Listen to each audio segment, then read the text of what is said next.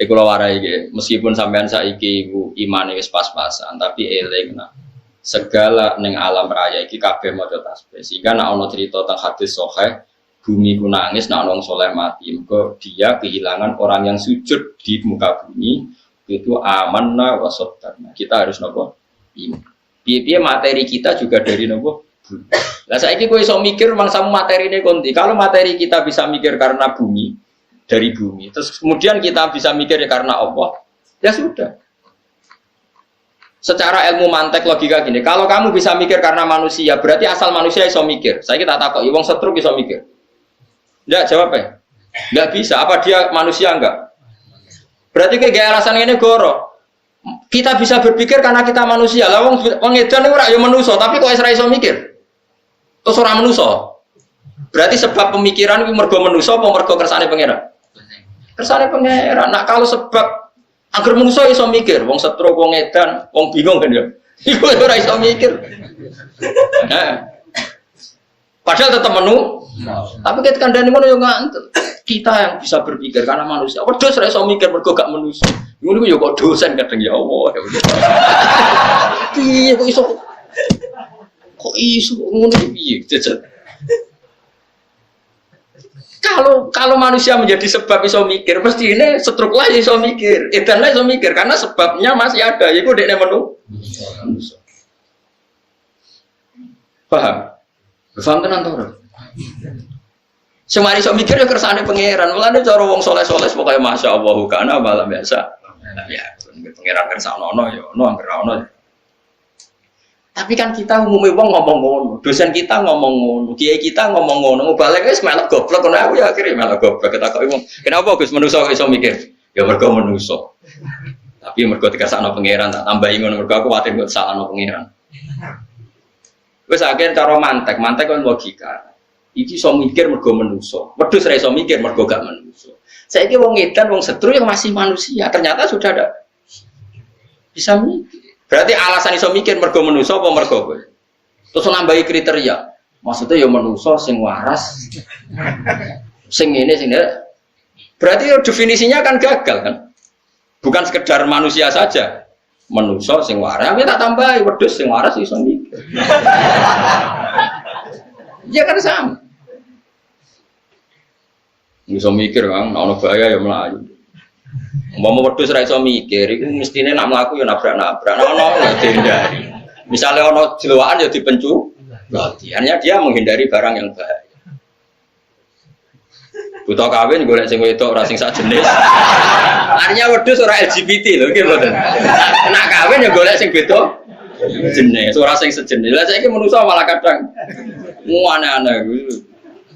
Mulane kita percaya, nah Quran ngendikan kita percaya. Quran ngendikan wa min syai'in illa yusabbihu bihamdihi walakin la tafqahuna tasbih. Setiap yang di alam raya ini semuanya membaca tasbih. Meskipun kalian semua tidak paham karena mereka baca apa? Tasbih, tapi tetap amanna wa saddaqna apa? Amanna wa saddaqna. Jelas alam taro anna wa yasjudu lahu man fis samawati wa man fil ardi wasyamsu wal qamaru wan nujumu wal jibalu wasyajaru wad dawabu. Itu kan dihitung semua. Itu semuanya enggak makhluk yang punya akal. Apa kamu tidak melihat bahwa pada Allah itu sujud dihitung pertama asyamsu matahari wal qamaru wan nujumu wal jibalu gunung wasyajaru wad dawabu kabeh sujud. Tapi nak manusa mau wa katsirum minanas. Yo. Jadi sing ra waras sapa ya.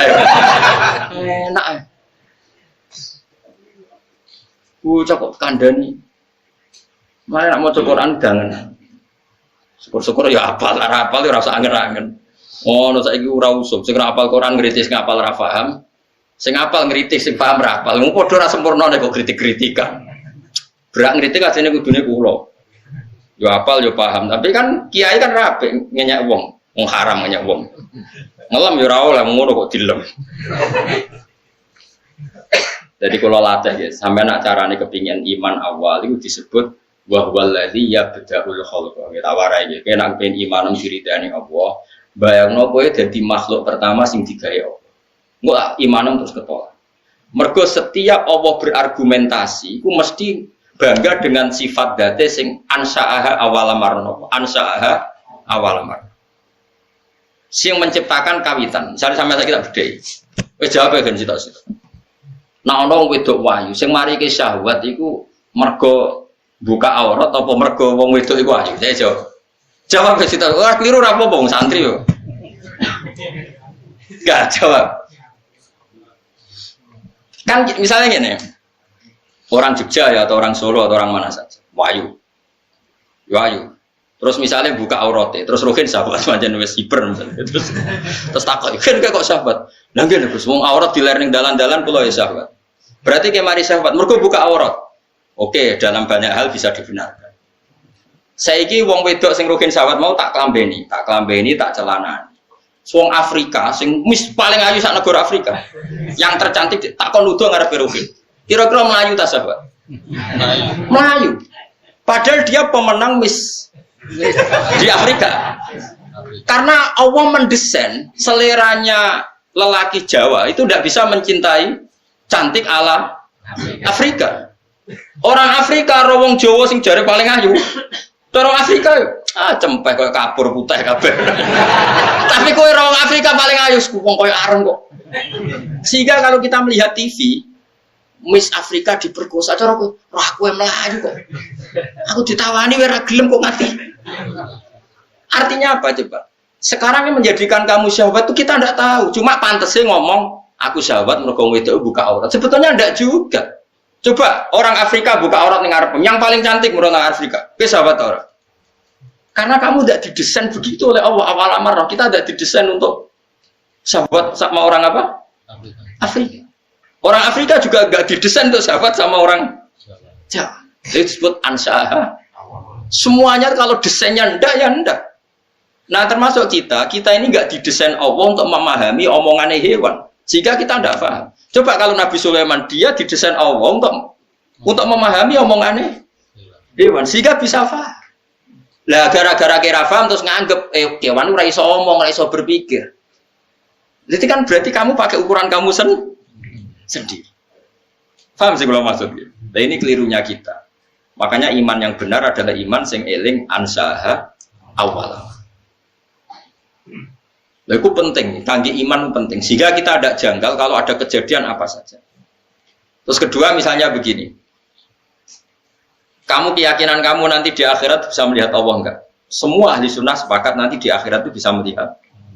Di akhirat ya. Terus orang-orang yang anti ahli sunnah berpikir begini. Nabi Musa saja yang nabi zaman di dunia tidak bisa melihat. Dan Allah ngendikan, arini angzur ilaika qolalam taroni. Kamu nggak bisa melihat saya. Nak jari ahli tafsir sing ahli sunnah nak ngenyek Mu'tazilah gitu.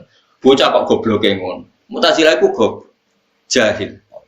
Orang goblok benar. Allah menghentikan ini. Rumah tak pernah sithik sitok. Lantaroni kamu ndak bisa melihat saya. Jadi yang nggak bisa melihat tuh kamu.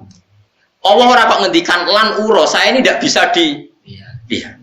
Kalau Allah menghentikan saya tidak bisa dilihat, maka Allah punya zat yang memang nggak bisa Tapi kalau kamu nggak bisa melihat, ini ada unsur di kamu yang menjadikan kamu tidak bisa melihat. Unsur itu adalah kamu di dunia itu profan, fanin, bisa rusak, profan, tidak abadi. Sementara setelah nanti di akhirat manusia itu didesain abadi. Karena desain manusia di akhirat didesain abadi, maka punya kemampuan melihat zat yang abadi, yaitu Allah Subhanahu wa Ta'ala. Sementara manusia di dunia itu didesain nggak abadi, didesain siap rusak, makanya hancur.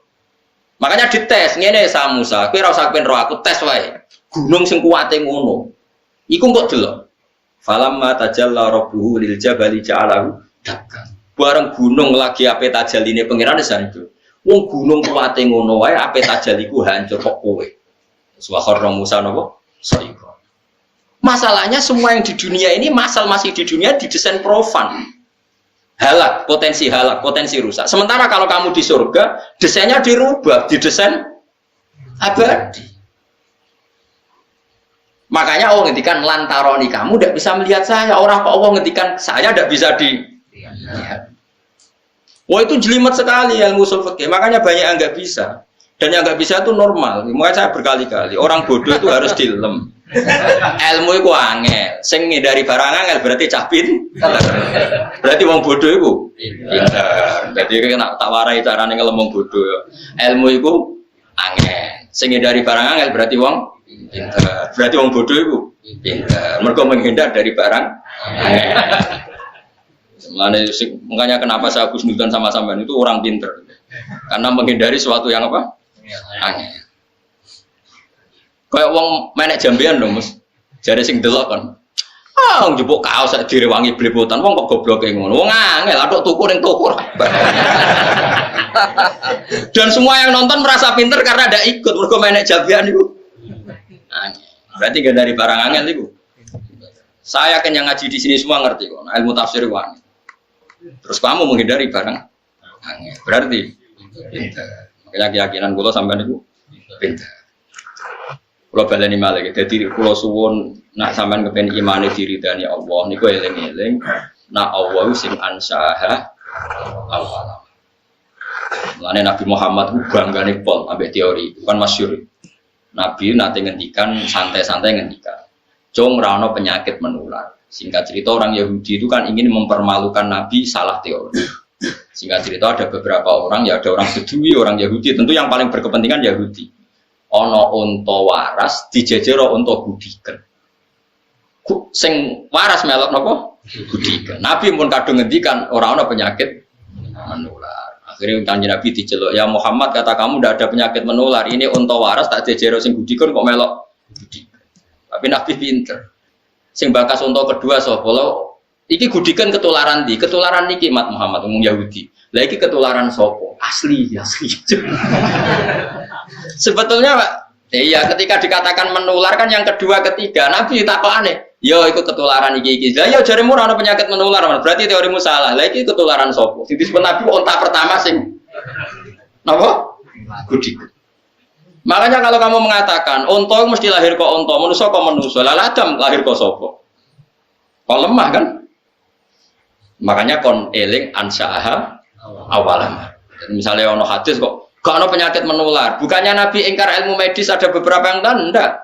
Tapi Nabi tahu piye-piye awale kabeh kok Allah. Misalnya kayak menular kok iki. Lah yang pertama mesti asli sangka Allah. Lane Nabi takok, "Lah iki ketularan konti, kok iki Mat, kok iki. Lah iki ketularan sapa? Asli Mat. Lah iya maksudku sing iki." Wah, ya itu disebut ansaaha awalan. Kula suwun wae dilatih sampai sampean duwe iman sing diridani napa. Misalnya ngeten iki contoh, koyo kowe mati kan yo ora roh, dadi lemah macam-macam. Terus tangiku piye? Paling gak kita seling menele, ya aku zaman mani yo ora roh carane dadi manusa. Nyatane saiki dadi artinya ketika kita dengan otak normal ditakoki mani iki iso dadi manusa ta ora? Kita pun mengatakan ndak mungkin mani kok dadi manusa. Artinya kita ndak mengatakan teorinya kita pun ndak bisa ini menjadikan manusia. Nyatane dadi manusa mlete iso utang iso bulet macam-macam ngrameni dunya. Terus sekarang kita jadi lemah lagi, jadi turun.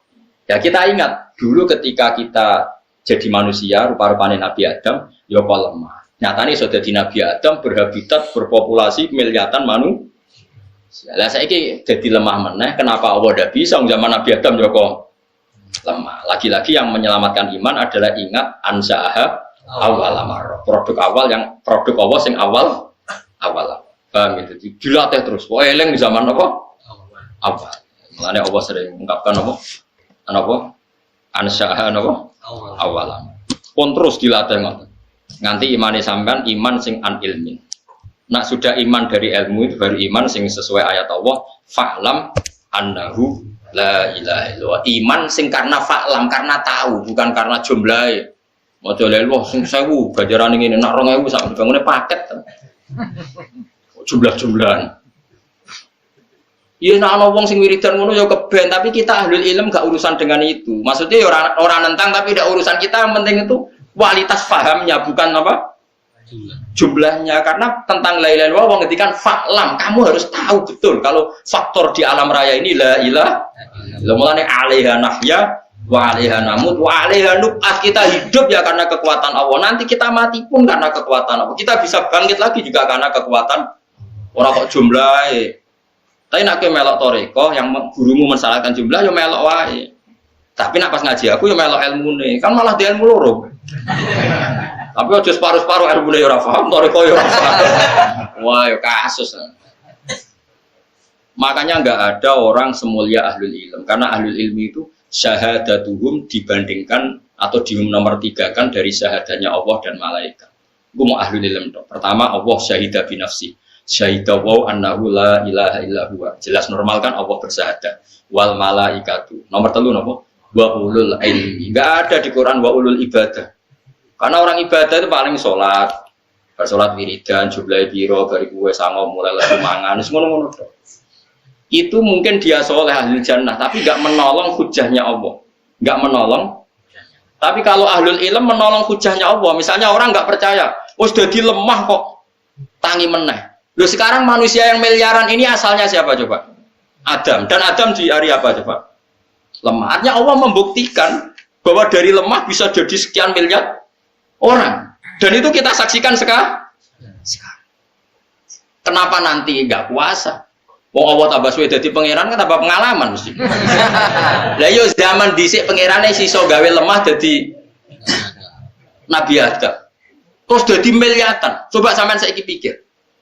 Nabi Adam berarti di punggungnya itu ada gen miliatan orang yang dipersiapkan ila yaumil. Nabi Adam kan master, berarti di punggungnya Adam ini ada sperma orang mulai Nabi Adam ila yaumil.